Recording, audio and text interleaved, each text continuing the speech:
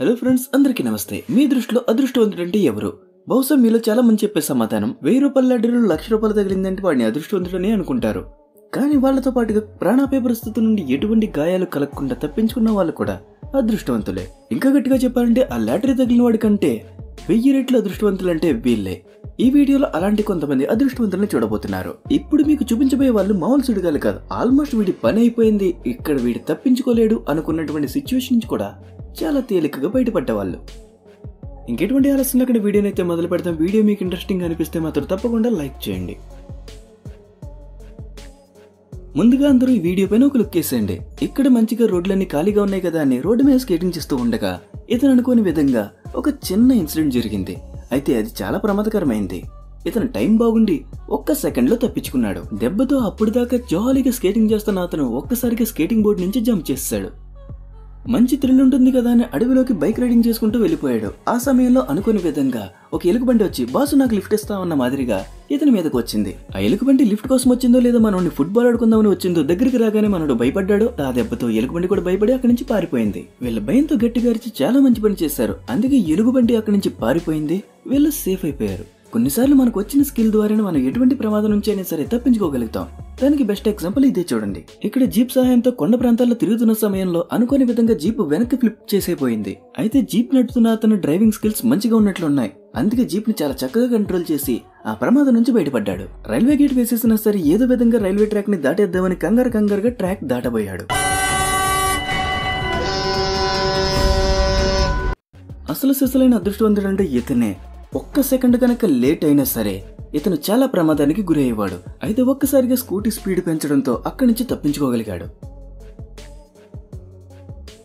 Road మీద జాలీగా cycling చేసుకుంటూ అలా వెళ్తుండగా పక్కన ఒక చెట్టు ఉంది. ఆ చెట్టు దాటడం లేదు. ఇతను దాటగానే ఆ చెట్టు పడిపోయింది. చూడడానికి చాలా విచిత్రంగా ఉంది కదా. ఇతను అలా వెళ్ళగానే అంత పెద్ద చెట్టు ఒక్కసారిగా పడ్డది.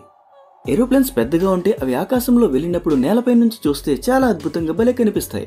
ఒకవేళ అవే ఏరోప్లేన్స్ మన దగ్గర నుంచి మన తలపై నుంచి వెళ్తే చాలా భయం వేస్తుంది కదా. అటువంటిది ఇక్కడ జరిగింది.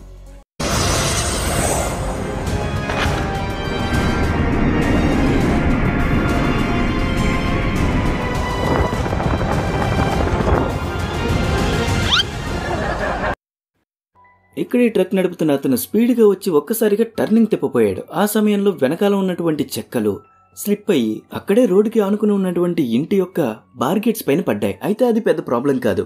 అయితే ఇక్కడ అసలు విషయం ఏంటంటే ఆ ఇంటి యొక్క ఓనర్ అదే సమయంలో బయటకు వచ్చింది. అదృష్టవశాత్తు ఆమె ఇంటి యొక్క గేట్సే ఆమెను కాపాడాయి. ఇక్కడ రోడ్కి లెఫ్ట్ సైడ్ ఉన్న కార్ నడుపుతున్న అతనికి డ్రైవింగ్ రాకో లేదంటే ఆపోజిట్ సైడ్ లో ఉన్న అతని మీద కసో ఏంటో తెలియదు గానీ అతని వైపుకు సర్రమంటూ దూసుకుని వెళ్ళిపోయాడు. ఒకవేళ ఇక్కడ నడుచుకుంటూ వెళ్తున్న అతను కనుక ఏమరపాట్లో ఉండి ఏదో ఆలోచించి ఉండే పరిస్థితి వేరేలా ఉండేది. కానీ ఇతను చాలా కాన్షియస్ లో ఉండి ఏం చేశాడు, వెంటనే జంప్ చేశాడు. అలా జంప్ చేయడం వల్లనే ఇతను పెద్ద ప్రమాదం నుంచి తప్పించుకున్నాడని చెప్పాలి. ఆల్రెడీ వీడియో స్టార్టింగ్ లో మనం ఒక ఇన్సిడెంట్ ని చూసాం. అద్భుతంగా జీప్ ని కంట్రోల్ చేయడం ద్వారా కొండ మీద నుంచి జీప్ పడిపోకుండా తన డ్రైవింగ్ స్కిల్స్ తో ప్రమాదం నుంచి బయటపడ్డాడు. ఇక్కడ ఈ కార్ నడుపుతున్న అతను కూడా అంతే. అతని యొక్క డ్రైవింగ్ స్కిల్స్ తో 2 ట్రక్స్ ఈ కార్ కి డాష్ ఇచ్చే పరిస్థితి నుండి ఈజీగా తప్పించుకోగలిగాడు.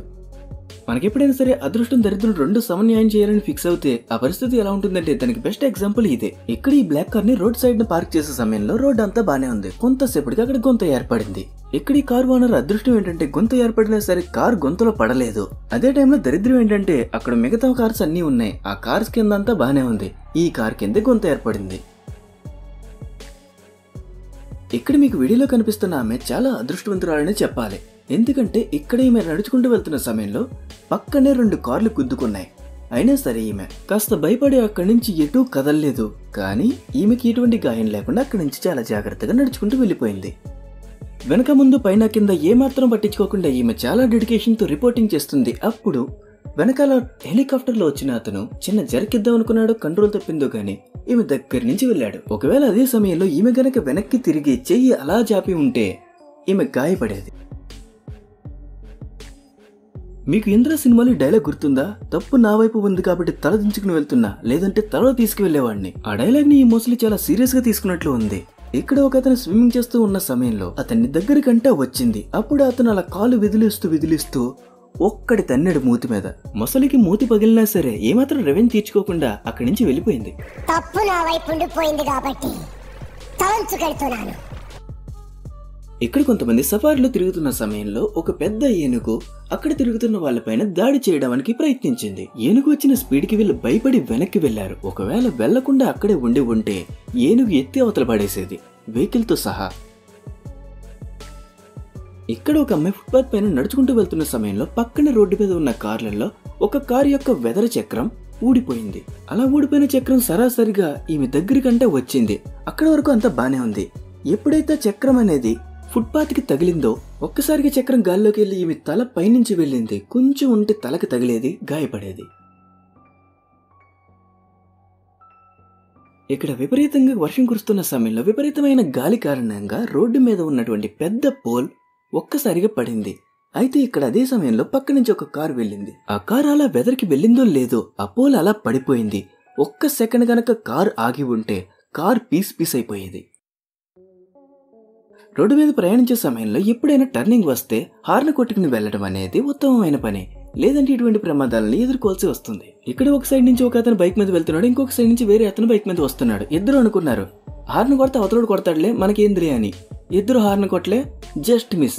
ఇద్దరికి బ్యాండ్ బద్దలైపోయేది. లక్కీగా తప్పించుకోగలిగారు. ఈ వీడియో ద్వారా మిమ్మల్ని కూడా రిక్వెస్ట్ చేసేది ఏమిటంటే టర్నింగ్ వచ్చినప్పుడు హార్న్ కొట్టుకుని వెళ్ళండి. హార్న్ కొడితే బాడీలో క్యాలరీస్ కరిగిపోతే గుర్తుపడ్డారా, ఇబ్బంది పడతారు. ఇక్కడ ఒక అతను నుంచుని ఎక్కి ఏదో పని చేస్తున్నాడు. ఆ సమయంలో పొరపాటున నుంచుని జారిపోయింది. అప్పుడు ఒక బుడ్డోడు వచ్చి బాహుబలి మాదిరిగా ఆ నుంచుని పైకి లేపి అతన్ని ఎటువంటి గాయాలు పడకుండా కిందకి దించగలిగాడు.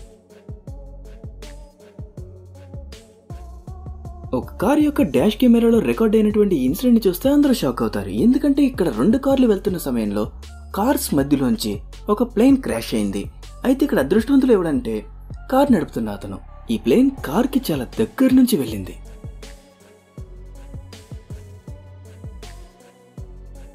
రోడ్డు మీద వెళ్లే సమయంలో వెనక ముందు చూసుకుని వెళ్ళాలి అంటారు.